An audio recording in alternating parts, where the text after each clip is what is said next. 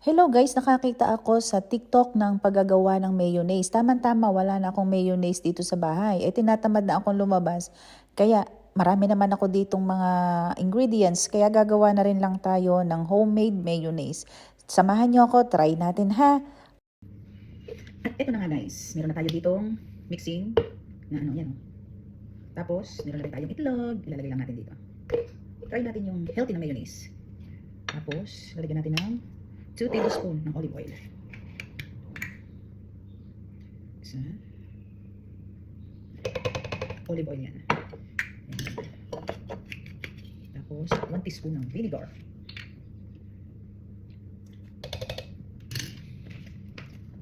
At 1/3 cup ng water. Pinch of salt. Gagawin ko dalawa. Okay. Try natin. Yung lang lalagay paminta. Pero anuhin ko muna to kasi si Lolo hindi mahilig sa paminta. Testing. Ito na. Testing. Lakasan natin.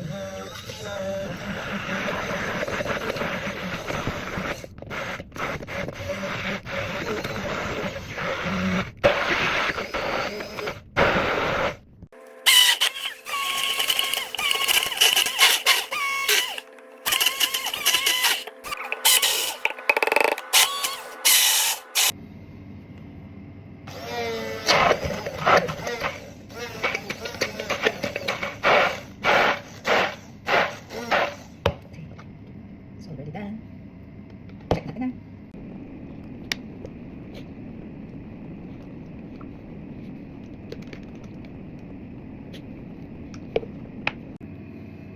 Ready to taste na. Healthy mayonnaise. Hindi tulad ng nabibili natin. Pero titikman natin. It's time to taste. Yan siya.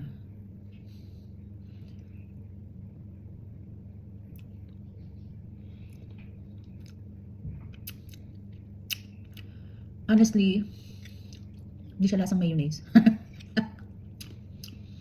Lasa siyang ano, yung egg sandwich. Yun lang. Tapos lasa ring olive oil. Yun. Siguro yung isang way ng ano, yung unhealthy na paggagawa ng ano, ng mayonnaise. Siguro yun yung nakalasa noon. Pero ito yung healthy way na ginawa ko. Masarap naman, kaya nga lang is hindi yung ina-expect ko na tulad ng mayonnaise, lasa ng mayonnaise. So, it's better to put it in the bread. Yun lang. Thank you for watching and bye-bye. See you next time.